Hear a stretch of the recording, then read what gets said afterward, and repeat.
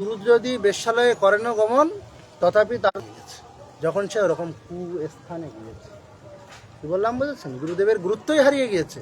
তার যে গুরু মর্যাদা, তার যে গুরুত্ব কিছু নাই, সব হারিয়ে গেছে।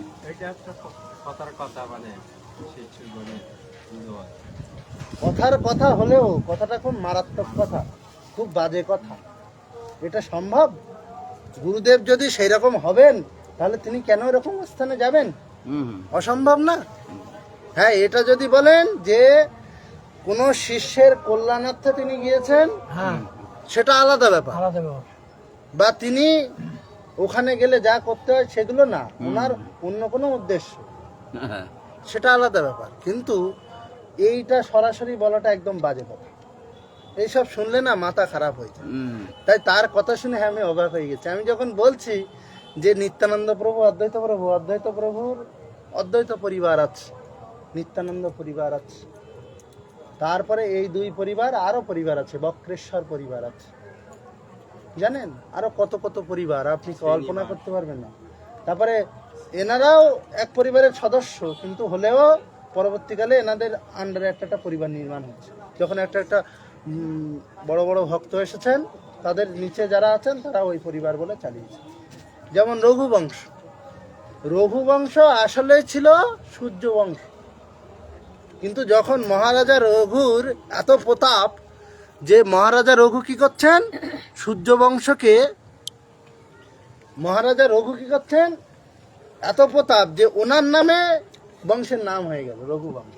এরকম গুরু মহারাজের এমন প্রতাপ বা তার এমন ভক্তি বা মাধুর্য, সেই তার নামে সেই ধারায় সেই পরিবারের নাম। যেমন নরোত্তম পরিবার, শ্রীনিবাসার্য পরিবার, শ্যামানন্দ পরিবার, শ্যামানন্দর পরে ওই একই পরিবারে রসিকানন্দ পরিবার এসছে। কিছু করার আছে? কারণ তারা মহান মহান এক একজন সিদ্ধান্ত বা বিশাল ভক্ত, তারা এসছেন, কিছু করার নাই। কিন্তু তাই বলে যে আগে ধারা হবে না। জগতে আমরা এখনো বলতে পারি যে শুধুমাত্র অদ্বৈত পরিবার, এই যে নরোত্তম ঠাকুর মহাশয় কোথাকার দীক্ষিত ছিল, আমি একসময় ভেবে পাচ্ছিলাম না যে কি হয় এইগুলো, কাদের কাছ থেকে দিচ্ছে। ষড়গোস্বামী শুনবেন তো, কত বড় বড় বাবাজি মহারাজ এই আছে, সবার কাছে শুনবেন গিয়ে যে ষড়গোস্বামী সবার গুরুদেবের নাম শুনে আসবে। দেখি কে উত্তর দিতে পারে। আপনার যত বড় বড় নেটওয়ার্ক আছে, বড় বড় ভক্ত আছে, শুনে আসবে যে ষড়গোস্বামী রূপ সনাতন ভট্ট রঘুনাথ, শ্রীজীব গোপাল ভট্ট দাস রঘুনাথ, সবার গুরুদেবের নাম শুনবেন এবং পরের দিন বলবেন। দেখি কে উত্তর দিতে পারছে, কতগুলো উত্তর দিতে পারবো না। আগের থেকে স্বীকার করে নিলে তো হবে না, একটু চেষ্টা করতে হবে, নাহলে আমি প্রশ্ন দিয়েছি, এবার প্রশ্নের উত্তরের জন্য আমি একদিন টাইম দিয়েছি, এবারে একদিন টাইম দিয়েছি, এবারে একদিন দুই একজন তো চেষ্টা করবে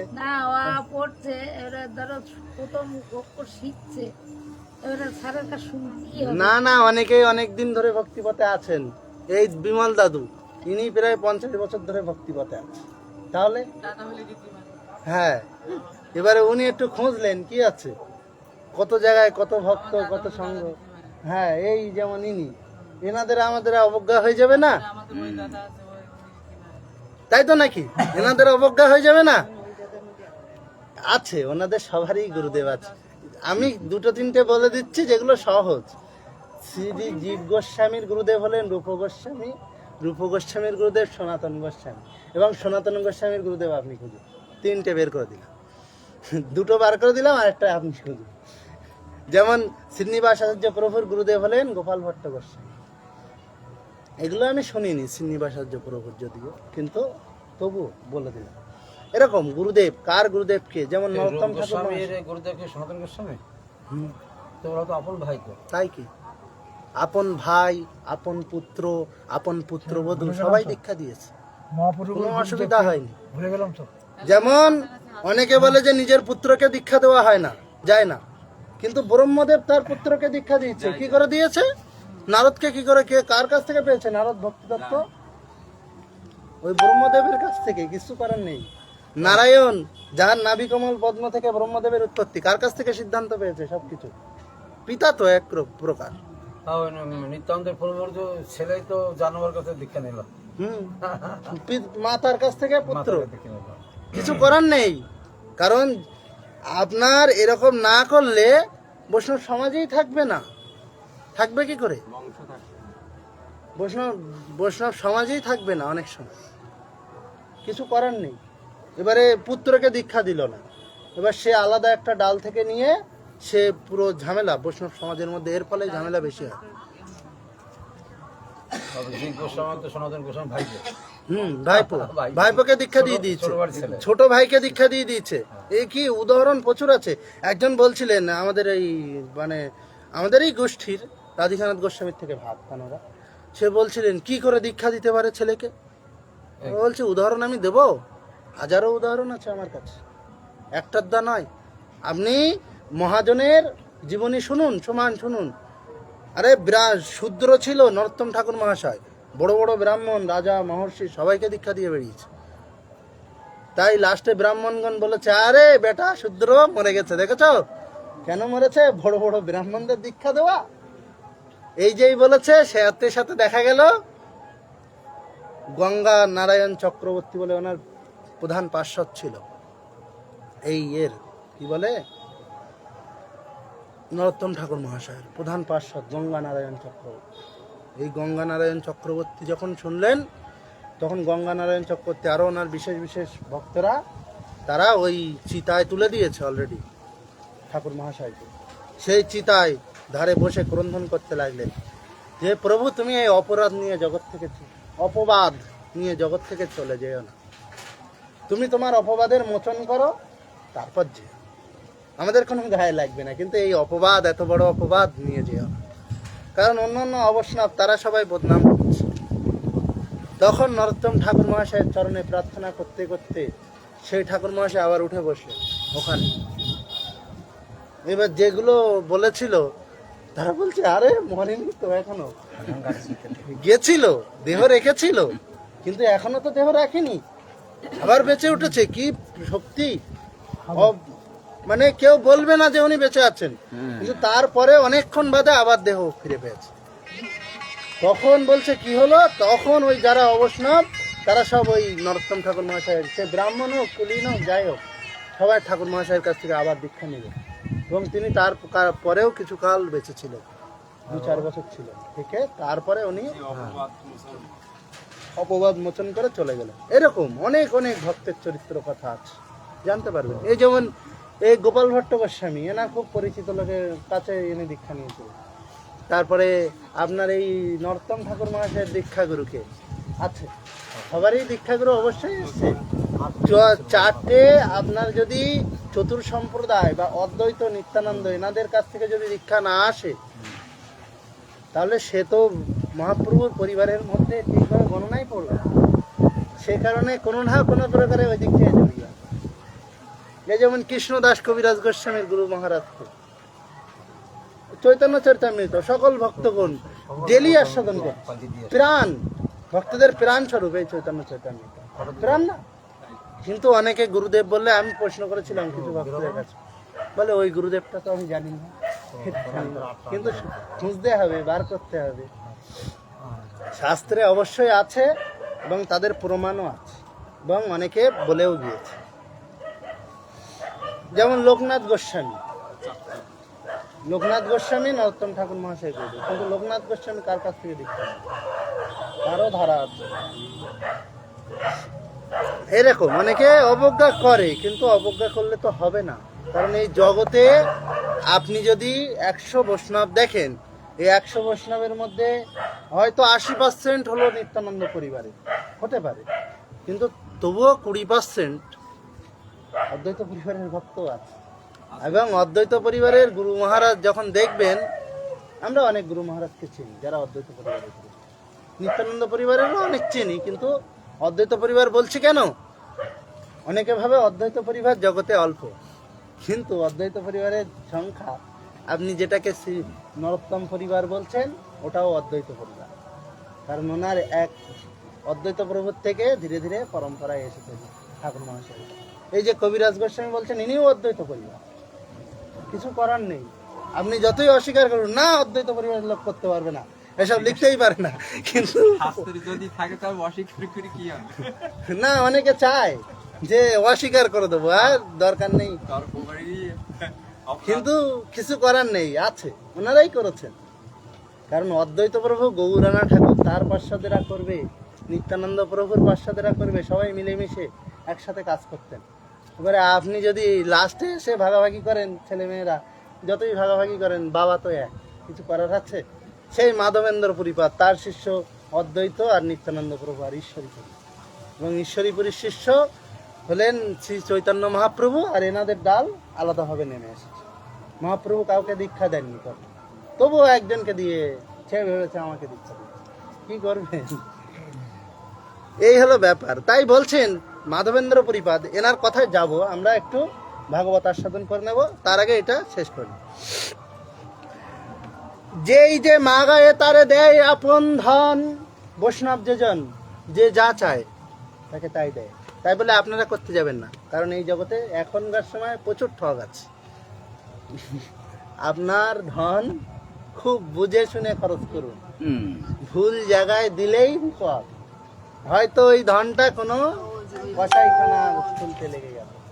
একজন খুলেছিল গুরুদেবের কাছ থেকে, গুরুদেব আমার 10,000 টাকা দিলে কি উপকার হতো। গুরুদেব ভাবছে আহা হা, আমার শিষ্য বিপদে পড়েছে, দে 10,000 টাকা, কি হবে। সমস্ত অনুষ্ঠানের টাকা গুরুদেবের 10,000 তুলে দিয়েছে। সে বাড়ি গিয়ে বলে কি ব্যবসায় লাভ বেশি? আরে মাংসের ব্যবসায় বিশাল লাভ। লেগে গেছে মাংসের ব্যবসা করতে, একটা একটা করে 40-50 বছর ধরে 5-10টা দোকান করে ফেলেছে। সব লোক রাখিয়ে লোককে খাটাচ্ছে। এখানে একটা দোকান আছে, 10টা ছেলে খায়, বুঝতে পারছেন? শুধু পোল্ট্রির দোকান। আমার কাছে একদিন কুলপি খাচ্ছে, একটা করে বেরোচ্ছে আর খাচ্ছে। আমি বলছি ওরে বাবা, এখানে 10টা ছেলে কাজ করে, অসম্ভব। আমার তো দেখে মনেই হয়নি, দেখলে বুঝতে পারবেন না। ওই 2-1টা সামনাসামনি ঘুরছে, কিন্তু ভেতরে যে অতগুলো কাজ করছে কে জানে, এরকম। তাই সে খুলে ফেলেছে, এবার লক্ষ লক্ষ প্রাণী হত্যা করেছে। এবার গুরুদেবের টাকায় হয়েছে, কারণ গুরুদেবই তো সঞ্চার করেছিল। গুরুদেব যদি টাকা না দিত, হতো একটা প্রাণী হত্যা হতো না। কিন্তু ওই গুরুদেবের মাথায় সব চাপ পড়েছে যে তুমি অপরাধী বেটা, ভুল জায়গায় দান করা। এই জন্য দান খুব সাবধান, 1 টাকাও যদি ভুল পথে দান হয়ে যায় সাবধান, তখন বিপদে পড়ে যাবে। তাই যেখানে ভাগবত সেবা হচ্ছে, যেমন প্রভুপাদ বুদ্ধি করতেন, কি বুদ্ধি করতেন? যে কেউ এসে দান চাইলো, দান উনি দিতেন কি? ফল খাও। ফল কি করবে? ফল তো লোকে বেচলে নেবে না, যতই একটা ফল বেচার চেষ্টা করি নেবে না, ও বাধ্য হয়ে খেতেই হবে, কিচ্ছু করার নেই। কিন্তু টাকা পয়সা দিলে একটু বিড়ি খেলাম, এই খেলাম, অনেক কিছু খেতে হবে। কিন্তু ফল দিলে এরকম কিচ্ছু করার নেই, ওই খেতেই হবে। তাই বলছেন ঘর্ম বৃষ্টি সহে, আনের করায়ে পোষণ।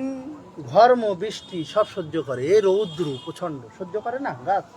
এই কি বলে যে আমার খুব গরম লাগছে, আমি একটু গাছের তলায় যাই, আমরা বলি। কিন্তু গাছ কি বলে? দাঁড়িয়ে থাকে ঠায়, যা হচ্ছে হয়ে যায়, কোনো অসুবিধা আছে, কিন্তু কিছু করতে পারে না। তাই বলছেন বৈষ্ণবের এরকম হওয়া উচিত, ঠান্ডা গরম বর্ষা সব সময়। এই কুম্ভ মেলায় দেখেছিলেন, ওই ঠান্ডা আমরা গায়ে একটা মানে কম্বল না দিয়ে পাচ্ছি না, আর নাগা সন্ন্যাসীরা দিব্যি ঘুরে বেড়াচ্ছে, কোনো ব্যাপার না, ওদের কোনো ঠান্ডা গরম অনুভূতি নেই। হ্যাঁ, কিভাবে হয় বুঝতে পারছেন? যে ওইখানে ঠান্ডায় কাঁপছে, লোকগুলো বলে যে ওখানে যে ঠান্ডা, কোনো ব্যবস্থা নেই, আর সেইখানে ওরা চুপচাপ, কোনো ব্যাপার না। অভ্যাস বা ভক্তি যোগ বা সেই রকম সাধনা না করলে, আপনি হঠাৎ একদিন গিয়ে বললেন আমি করে ফেলবো, পরের দিন অসুস্থ হয়ে হসপিটালে, বলবে বড় সাধু হতে গেছিল। কিন্তু ধীরে ধীরে করতে হবে, অভ্যাস করতে করতে। তারপরে কি বলছেন? উত্তম হইয়া বৈষ্ণব হবে নিরভিমান। উত্তম হবে, সবচেয়ে গুণী হবে, কিন্তু আমি কিছু জানি না বাবা, কিন্তু অনেক সময় কর্মক্ষেত্রে ধরেন একজন অনুষ্ঠান দিতে এসেছে আপনার কাছে, যে আপনারা একটু গান বাজনা করবেন, একটু পাঠ করবেন, একটু রান্না বান্না করবেন। আমি বৈষ্ণবতা দেখাতে গিয়ে বললাম আমি কিছুই পারি না, সে আস্তে আস্তে চলে গেল। তখন কিন্তু বিপদ হয়ে যাবে। সেই জন্য সেই সময় বলবেন হ্যাঁ হ্যাঁ আমাদের লোকজন আছে, ভক্তরা আছে, ভগবান কৃপা করলে আপনার কাজ হবে। না হলে আপনি যদি বলে বসেন যে আমি কিচ্ছু জানি না, আমি কিচ্ছু পারি না, তখন কিন্তু ওই বৈষ্ণব সেবায় আপনি অংশীয় হতে পারবেন না। হতে গেলে খুব সমস্যা হবে, কারণ সে কষ্ট করে এসেছিল বলতে, আপনি বলে দিচ্ছেন কিছু জানেন না, তাহলে সে কি কোন ভরসায় থাকবে আপনার কাছে? রাধারানী গোবিন্দর পরে ভর দিয়ে বলতে হবে। হ্যাঁ বলতে হবে, হ্যাঁ হবে, কিন্তু যেমন মহাপ্রভু বলতেন কৃষ্ণ তোমার ইচ্ছা অবশ্যই পূরণ করবে। হরিদাস ঠাকুর যখন চাচ্ছেন তখন বলছেন কৃষ্ণ অবশ্যই ইচ্ছা পুরাবে তোমার, কৃষ্ণ ইচ্ছাময়, সেই ইচ্ছা পুরায়, সে পুরাবে, চিন্তা নেই। উনি যে ডাইরেক্ট আশীর্বাদ দিলেন ভীষ্মের মতো না, দেননি। তারপরে কি বলছেন, উত্তম হইয়া বৈষ্ণব হবে নিরভিমান, জীবে সম্মান দিবে জানি কৃষ্ণ অধিষ্ঠান। সমস্ত জীবকে সম্মান দেবে, কেননা ওর ভিতর ভগবান কৃষ্ণ আছে। জীবে সম্মান দিবে জানি কৃষ্ণ অধিষ্ঠান। অনেক বৈষ্ণবরা গরু ছাগল দেখলে সবাই প্রণাম করতে লাগে, কেন? কৃষ্ণ অধিষ্ঠান, কৃষ্ণচন্দ্র আছে তাই। আর লোকে ভাবে এই পাগল মরেছে, এই গরুকে দেখে প্রণাম করছে, ছাগলকে দেখে প্রণাম করছে, পাহাড়কে দেখে, গাছকে দেখে, এই সব হিন্দুরা পাগল। তাই বলছেন যে জীবে সম্মান দিবে জানি কৃষ্ণ অধিষ্ঠান, জীবেদের মধ্যে কৃষ্ণ আছে। এই মতো হইয়া যেই কৃষ্ণ নাম লয়, শ্রীকৃষ্ণ চরণে তার প্রেম উপজয়। জয় জয় নিতাই গৌর প্রেমানন্দে, হরি বল।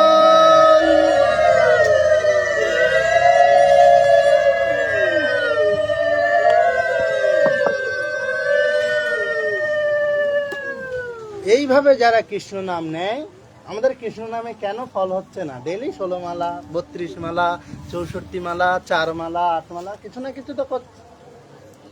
কিছু না করি, মাঝে মাঝে জয় রাধে একটুখানি তো বলছি। কেউ এসে বললো জয় নিতাই, কানে গেল জয় নিতাই, বলা অভ্যাস নেই তবুও। তারপরে যখন বলা অভ্যাস থাকে না, তখন মনে হয় কি লোকটা বললো কিছু বললাম না, ইস এর পরের দিন না বললে বলবো। অনেক সময় হয়, তখন নিজের খারাপ লাগে, ইস বলা হলো না, আহা হা হা, আবার কখন পাবো, তারপর বলবো। এবারে এই যে অপরাধ বা এই গুণগুলো তো দরকার, আমাদের এই গুণেরই একটা অংশ নেই, তা কোথা থেকে কৃষ্ণ নাম, কোথা থেকে প্রেম আসবে? করতে করতে করতে করতে প্রেম অঙ্কুরিত হবে, কিন্তু বলছেন যে বৈষ্ণবের কাছে ক্ষুদ্র অপরাধ মহা ভাষণে পড়ে যায়। হ্যাঁ, এইবারে আমরা আর অন্যদিকে এগোবো না, একটু চৈতন্য ভাগবত আমাদের ডেলি পাঠ, সেটা এগোবো। আর 2-5 দিন আছে, আজকে সোমবার, মঙ্গল, বুধ, বৃহস্পতি, 3 দিন। মঙ্গল, বুধ, বৃহস্পতি 3 দিন সবাই আসবেন সারা মাসের ফল নিতে গেলে, ঠিক আছে? সারা মাস পাবেন। আর যারা এসেছেন তারা আবার আসবেন, না হলে পাবেন না কিন্তু, বুঝেছেন?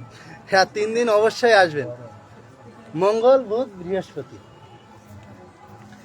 প্রভু বলে আমি যে আছি পৃথিবীতে, নিশ্চয় জানিও পুরী গোসাইর প্রীতে। এই পুরী মানে কে? এই পুরী মানে কোন পুরী? না, এই পুরী মানে সেদিনে পরমানন্দ পুরীর কথা হচ্ছিল না? বলছেন পুরীর প্রীতিতে, পুরীর ভালোবাসায় আমি আছি। পরমানন্দ পুরী খুব ভালো মাপের ভক্ত ছিলেন, মানে ভালো ভক্ত ছিলেন, খুব অত্যন্ত উত্তম ভক্ত। পুরী গোসাই আমি নাহি কই অন্যথা, পুরী বেচিলে ওই আমি বিকাই সর্বথা। পুরী গোসাইয়ের আমি কোনো অন্যথা করি না। হ্যাঁ হ্যাঁ, মানে ঈশ্বরীপুরীর গুরু ভাই, মানে ওনার কাকা গুরুর কথা কোনোদিন অমান্য করেন না। অনেকে ভাবে যে এ তো শিক্ষা গুরু, গুরুত্ব নাই। বলছেন না বন্দে গুরু নিশ, গুরুন অর্থাৎ কোন গুরুকে বোঝাচ্ছে বলেন তো দেখি? গুরুদেব বলতে কোন গুরুকে বোঝাচ্ছে? ওখানে তো বলেছে শুধু গুরু, এখানে অনেকে ভাবে শুধু দীক্ষা গুরুকে বলছে। বলছে কি গুরু অষ্টকম, গুরু অষ্টকম, গুরুদেবের অষ্ট। সে যে কোনো গুরু হতে পারে। দীক্ষাগুরু শিক্ষাগুরু দুইকে বোঝায়। আর যে শিক্ষাগুরুর অবজ্ঞা করে তার নাশ যায়। লোকে শিক্ষাগুরুরই অবজ্ঞা জগতে বেশি করে, দীক্ষাগুরুর অবজ্ঞা অতটা করে না, কিন্তু শিক্ষাগুরুর অবজ্ঞা করে। আর যে শিক্ষাগুরুর অবজ্ঞা করে তার শিক্ষা অসমাপ্ত থেকে যায়। ওই সমাপ্তিকাল আবার যে কবে আসবে, সেই শিক্ষাগুরু আসবে সেই একই জায়গায়, আর সেই ভক্ত আসবে আবার সেই একই জায়গায়। কোন ব্রহ্মাণ্ডের কোন কোথায় গিয়ে আবার মিলন হবে, সেখানে শিক্ষা সম্পূর্ণ করে তারপর ভাগবত চরণে গতি হবে, না হলে আর হবে না, কিছু করার নেই।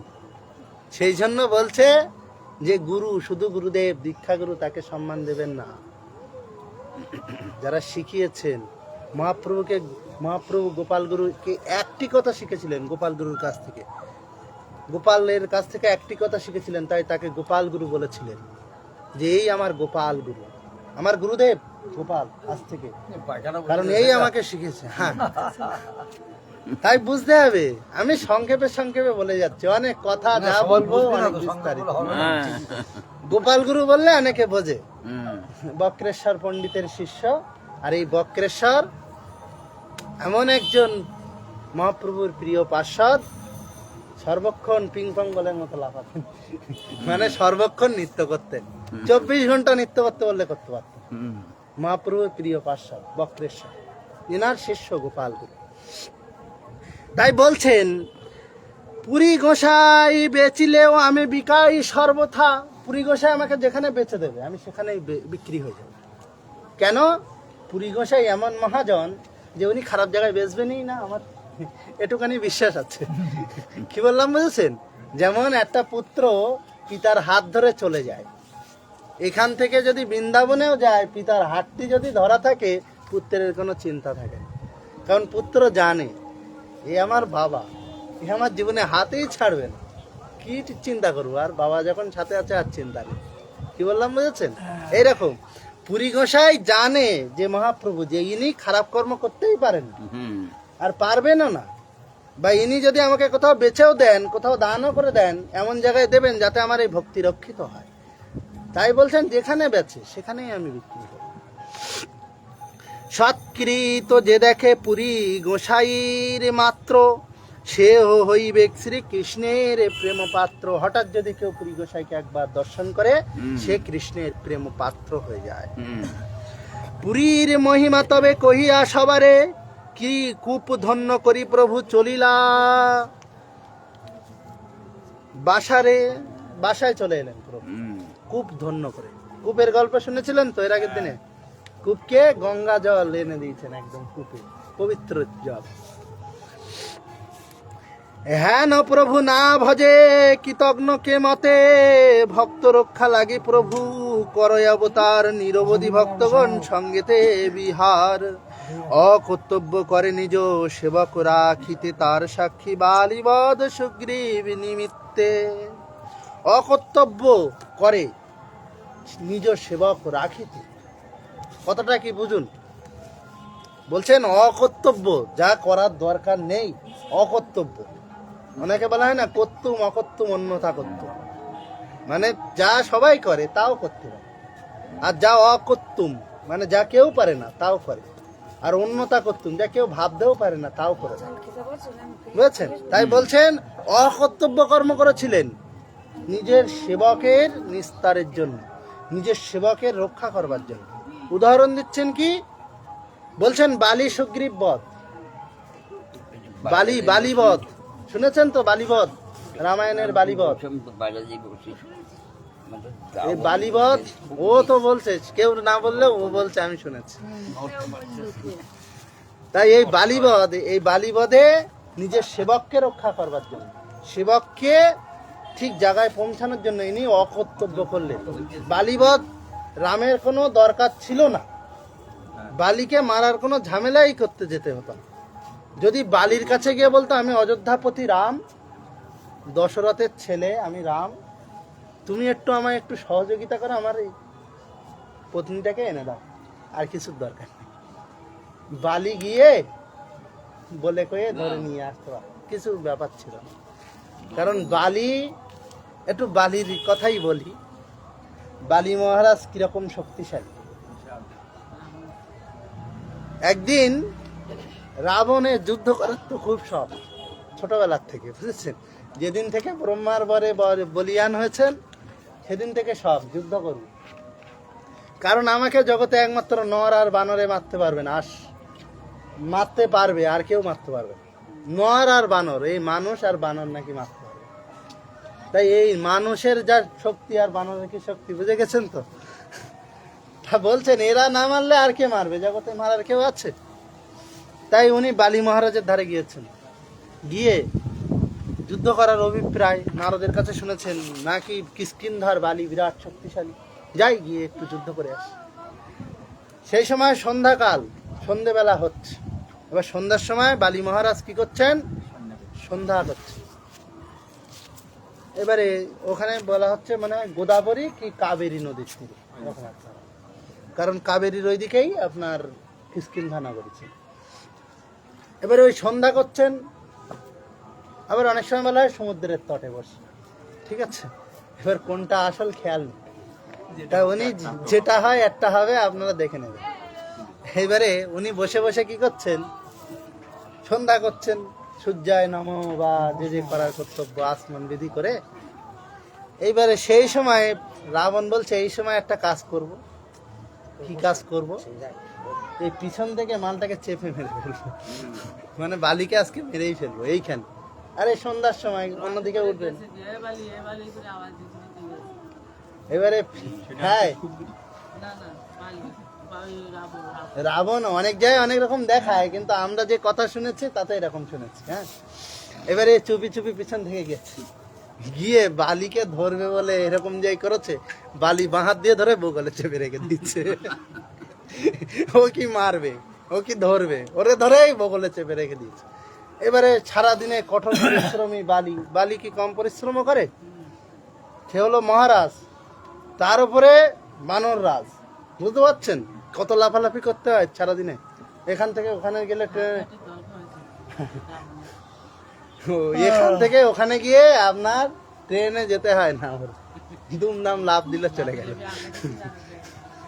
মানে ওর যানবাহন, ওর হাত পাই যথেষ্ট।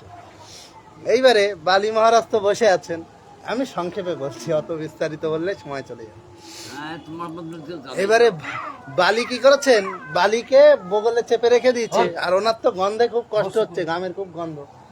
সন্ধ্যাবেলা নিশ্চয়ই সারা সকালবেলা ব্রহ্মমূর্তি স্নান করতেন। এবার সেই সময় যখন খুব বেরোচ্ছে, তখন তো কোনোভাবে সহ্য হচ্ছে না রাবণ। এবার উনি এসে ওনার যে কর্তব্যগুলি করে, অনেক জায়গায় লাফালাফি করেছেন তার সাথেও, এবার করলে সেই সময় বলছে এ তো মরে যাবে। ব্রহ্মা বুঝতে পারছেন, কারণ এর বানরের হাতে মৃত্যু আছে, কিছু করার নেই। সেই সময় ব্রহ্মদেব এসে সন্ধি করে দিলেন যে তোমরা কেউ একে অপরের বিরুদ্ধে যুদ্ধ করবে না, কারণ তোমরা বালির সাথে তো রাবণ তুমি পারবে না, ফাও যুদ্ধ করে লাভ নেই, বন্ধুত্ব করে না, মিত্রতা করাই এখানে শ্রেষ্ঠ। তখন উনি মিত্রতা করে নিয়েছে। এই বালি মহারাজের কাছে যদি রাবণ যেত, ওই রাম যেতেন, তাহলে বালি মহারাজের কি বিশেষ কিছু লাগতো? ওই যেত, ওই দেখি আমার এই সব সমস্যা দাও বললে নিয়ে চলে আসতে পারতো, বেশি কিছুর দরকার ছিল। কিন্তু উনি সুগ্রীবের সহায়তা নিতে গিয়ে বালিকে বধ করলেন। বালির সাথে কোনো শত্রুতা ছিল না ভগবান, ওনারা ভাই ভাই ছিলেন। হনুমান, সুগ্রীব, বালি এরা সব ভাই, কাকা জ্যাঠার ছেলে বলতে পারে। সে তো নিয়েছিল, ওইটাই তো ওর দোষ। ওই বালির দোষ হলো ওটাই যে ভাই জীবিত থাকতেও তার পত্নীকে বিবাহ করা, এটাই হলো বালির বধের মূল কারণ। বালির পত্নী তারা 5 সতীর মধ্যে এক সতী, সে তারাকে ছেড়ে সুগ্রীবের পত্নীর দিকে নজর, নিজের যেমন রাবণ 5 সতীর মধ্যে 1 সতী তার পত্নী ময়দানবেরী কন্যা মন্দাদর, তার মতো সতী, তার মতো রূপের তেজ আর কারো হয় না জগতে।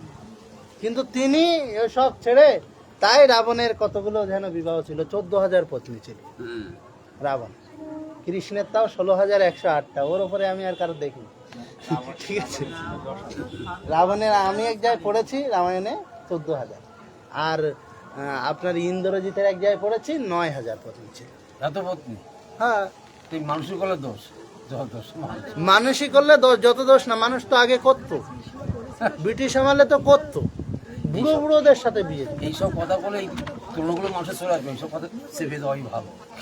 অত এত এত স্ত্রী ছিল, এত স্ত্রী ছিল, ছিল আমাদের কি, ভালোটা কম নয়, মন্দটা বেশি নয়। তাদের ছিল, তারা চালাতি ভাই। তাদের সামর্থ্যও ছিল।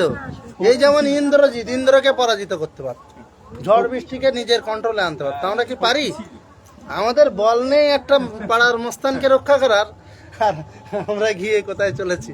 যার কাছে বল বেশি তার কাছে নারী থাকে, নাহলে যার কাছে বল নেই থাকে। এটা বাস্তব একদম। শক্তি সামর্থ্য সবকিছু থাকে। তারপরে কি বলছেন, যে অকর্তব্য কর্ম করেছেন এইখানে চৈতন্য মহাপ্রভু। দাস্য প্রভু সেবাকের করণী জানন্দে, অজয় চৈতন্য সিংহ জিনে ভক্ত বৃন্দে। ভক্তগণ সঙ্গে প্রভু সমুদ্রের তীরে, সর্ববৈকুণ্ঠ আদিনাথ কীর্তন বিহরে। বাসা করিলেন প্রভু সমুদ্রের তীরে, বিহরেন প্রভু ভক্তি আনন্দ সাগরে। এই অবতার সিন্ধু কৃতার্থ করিতে, অথয়েব লক্ষ্মী জন্মিলেন তাহা হইতে। এই অবতার কৃতার্থ করবার জন্য সমুদ্রের মধ্যে থেকে লক্ষ্মী উঠেছিল, সমুদ্র মন্থন। একথা বললেন। লীলাচল বাসীর যে কিছু পাপ হয়, তাহা সিন্ধু স্নানে সব যায় ক্ষয়। যা যা পাপ করে আসে, সিন্ধু স্নান করলে আবার পবিত্র হবে। আমরা যেমন যা যা পাপ করি, মাঝে মাঝে গঙ্গায় যাই, হয়ে গেছে, পাপ যায়। কিন্তু আবার তো ওই উঠেক পার আপনি শুরু করে দেন, গিয়ে কতক্ষণ থাকবে, উঠেক পার আবার সাথে সাথে শুরু হয়ে গেছে পাপ করা। এই যে জায়গায় বসে এখানে কাপড় ছাড়ার জায়গা নেই, এই নেই সেই নেই, ভালো জায়গা না, নোংরা গঙ্গার ঘাট, এই সেই শুরু হয়ে গেছে। গঙ্গার জল ভালো না, হয়ে গেল, সব পাপ হয়ে গেল ওখানে। যায় পাপ ওর কর্মও করে, কিন্তু সাথে সাথে আবার শুরু করে দেয়, রিপিটেশন। যেমন বলছেন যে মদের বোতল, তাদের পাপটা যায় না, কারণ মদের বোতল আপনি গঙ্গায় 7 দিন চুবিয়ে রাখুন, পবিত্র হবে না। ওই রকম আমাদের ভেতর আমরা মদের বোতলের মতো হয়ে গেছি, কেউ যতই ডুব চুবিয়ে বসে থাকি যায় না। এটা একটা পরম ভক্ত একজন মানে উদাহরণ দিয়েছিলেন, যে মদের বোতলের তুল্য, মদের বোতল গঙ্গায় যত ডুবিয়ে রাখুন বোতল। আর আমরা যখন যে সমস্ত ভক্ত, বা যারা ভক্ত না তাদের ভক্ত বলা উচিত না, যে সমস্ত মানুষ যারা এই পান করে, তারা যতই ডুবে কিছু করে উদ্ধার হবে, কারণ এ দেহ, আরে শুধুমাত্র সতী দেবীর শিব নিন্দা বা বৈষ্ণব নিন্দা শ্রবণ করে যদি দেহ অপবিত্র হয়ে যায়, স্বামীর নিন্দা না তো বৈষ্ণব, বৈষ্ণবানাং যথাসম্ভব, বৈষ্ণবদের মধ্যে শম্ভু হলো শ্রেষ্ঠ। এবার বৈষ্ণব নিন্দা শ্রবণ করেছে, শুধু স্বামীর নিন্দা শ্রবণ করেছিলেন বলে উনি দেহ রেখেছেন তা নয়, বলছেন বৈষ্ণব নিন্দা। এবার বৈষ্ণব নিন্দা যদি আপনি শ্রবণ করেন, আপনি বৈষ্ণব অপরাধে পড়ে যাবেন। এবার সেই দেহ না রাখাই ভালো, তাই উনি দেহ ত্যাগ করেছেন।